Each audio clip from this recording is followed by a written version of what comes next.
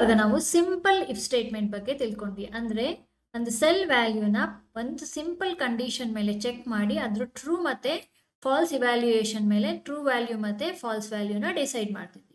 But ಕೆಲವೊಂದ್ಸಲ ನಾವು ಒಂದೇ ವ್ಯಾಲ್ಯೂನ ಮಲ್ಟಿಪಲ್ ಕಂಡೀಷನ್ಸ್ಗೆ ಚೆಕ್ ಮಾಡಬೇಕಾಗುತ್ತೆ. ಆವಾಗ ನಾವು ಯೂಸ್ ಮಾಡುವಂತ ಕಾನ್ಸೆಪ್ಟ್ ಏನಂತ ಅಂದ್ರೆ ನೆಸ್ಟೆಡ್ ಇಫ್.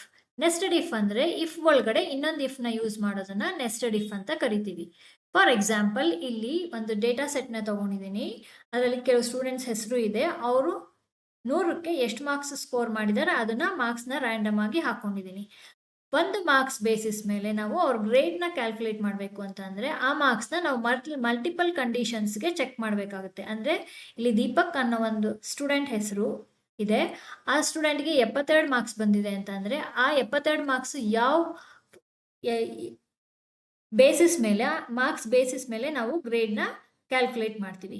ಗ್ರೇಡ್ ನ ಕ್ಯಾಲ್ಕುಲೇಟ್ ಮಾಡೋದಕ್ಕೆ ನಾವು ಮಲ್ಟಿಪಲ್ ಕಂಡೀಷನ್ಸ್ ಹಾಕ್ತೀವಿ. ಅಂದ್ರೆ ಈ ಪರ್ಟಿಕ್ಯುಲರ್ ಸೆಲ್ ಅಲ್ಲಿರೋ value greater than or equal to 90 ಇದ್ರೆ ಎ ಗ್ರೇಡ್, ಅದೇ ತರ greater than or equal to 75 ಇದ್ರೆ B grade, greater than or equal to 50 ಇದ್ರೆ ಸಿ ಗ್ರೇಡ್, ಲೆಸ್ ದ್ಯಾನ್ 50 ಇದ್ರೆ ಡಿ ಗ್ರೇಡ್.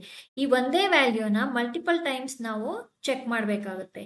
ಸೊ ಅದನ್ನ ನಾವು ಚೆಕ್ ಮಾಡೋದಕ್ಕೆ ಯೂಸ್ ಮಾಡೋದು ನೆಸ್ಟೆಡ್ ಇಫ್.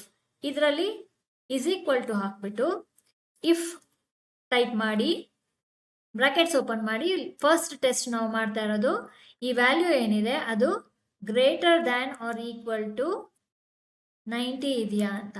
ಅಕಸ್ಮಾತ್ ಯಾವುದೇ ಸೆಲ್ ಅಲ್ಲಿ ಈ ವ್ಯಾಲ್ಯೂ ಸ್ಯಾಟಿಸ್ಫೈ ಆದ್ರೆ ನಾನು ಇಲ್ಲಿ ಏನ್ ಕೊಟ್ಟಿದ್ದೀನಿ, B4 ಅಲ್ಲಿರೋ marks greater than or equal to 90 ಆದ್ರೆ ಆ ಸ್ಟೂಡೆಂಟ್ಗೆ ಗ್ರೇಡ್ ಎ ಅಂತ ಬರುತ್ತೆ.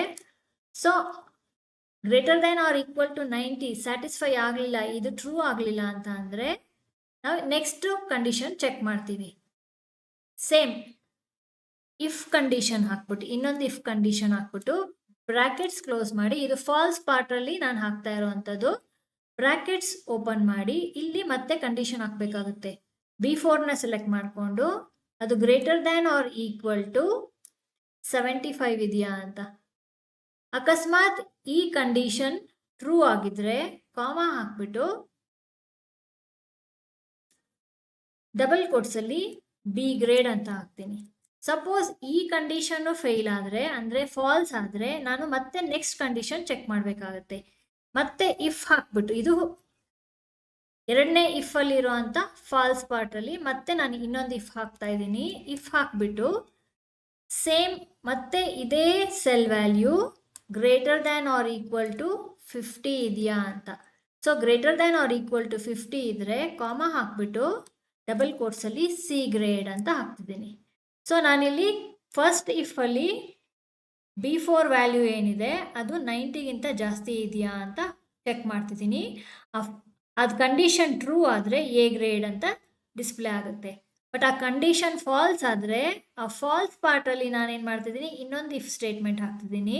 ಆ ಇಫ್ ಸ್ಟೇಟ್ಮೆಂಟಲ್ಲಿ ನೆಕ್ಸ್ಟ್ ಕಂಡೀಷನ್ ಚೆಕ್ ಮಾಡ್ತಿದ್ದೀನಿ.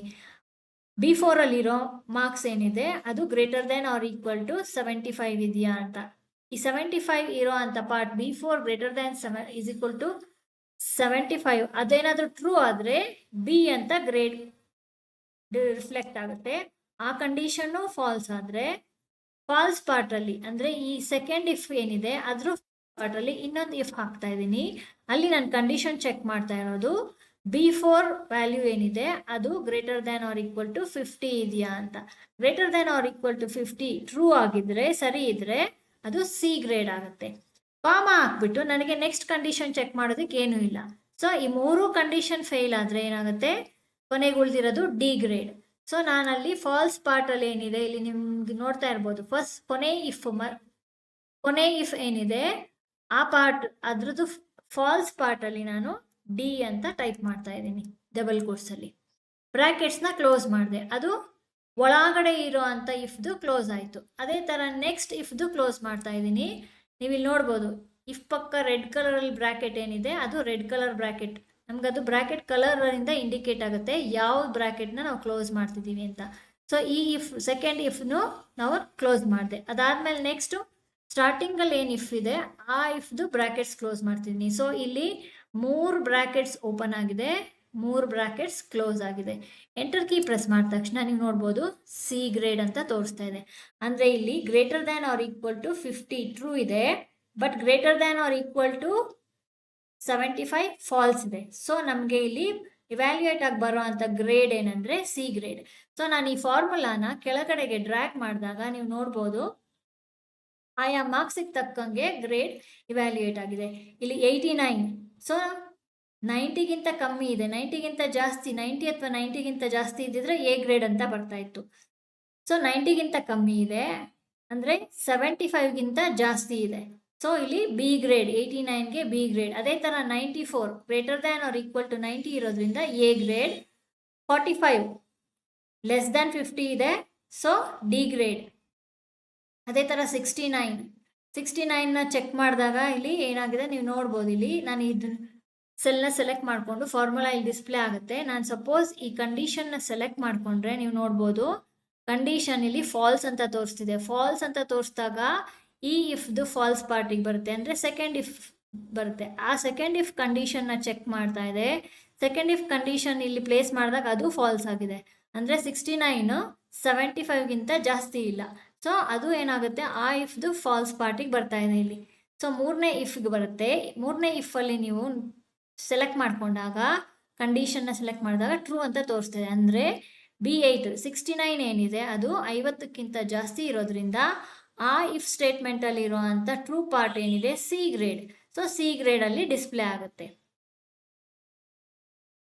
ನೀವು ನೋಡ್ಬೋದು ಇಲ್ಲಿ ಸಿ ಗ್ರೇಡ್ ಇವ್ಯಾಲ್ಯೂಯೇಟ್ ಆಗಿದೆ. ಅದೇ ಥರ ಡಿಗೂ ನೀವು ಚೆಕ್ ಮಾಡ್ಬೋದು.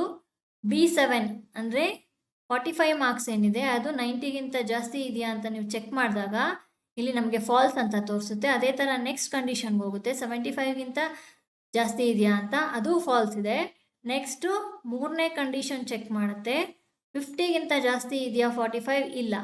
ಸೊ ಅದಕ್ಕೇನಾಗುತ್ತೆ ಅದು 50ಗಿಂತ ಜಾಸ್ತಿ ಇಲ್ಲದೆ ಇದ್ದಾಗ ಈ ಕಂಡೀಷನಲ್ಲಿ ಫಾಲ್ಸ್ ಪಾರ್ಟ್ ಏನಿದೆ ಡಿ ಅದು ಇವ್ಯಾಲ್ಯೂಯೇಟ್ ಆಗಿ ಡಿ ಗ್ರೇಡ್ ಅಂತ ಇಲ್ಲಿ ತೋರಿಸ್ತಾ ಇದೆ. ಸೊ ಇದು ನೆಸ್ಟೆಡ್ ಇಫ್. ನಾವು ಒಂದು ವ್ಯಾಲ್ಯೂ ಮೇಲೆ ಮಲ್ಟಿಪಲ್ ಕಂಡೀಷನ್ಸ್ನ ಚೆಕ್ ಮಾಡಬೇಕು ಅಂದಾಗ ಇಫ್ ಒಳಗಡೆ ಇನ್ನೊಂದು ಇಫ್ ಹಾಕ್ತೀವಿ, ಮಲ್ಟಿಪಲ್ ಇಫ್ ಸ್ಟೇಟ್ಮೆಂಟ್ಸ್ನ ಯೂಸ್ ಮಾಡ್ತೀವಿ ಒಂದರೊಳಗಡೆ ಒಂದು. ಸೊ ಅದನ್ನು ನೆಸ್ಟೆಡ್ ಇಫ್ ಅಂತ ಕರಿತೀವಿ.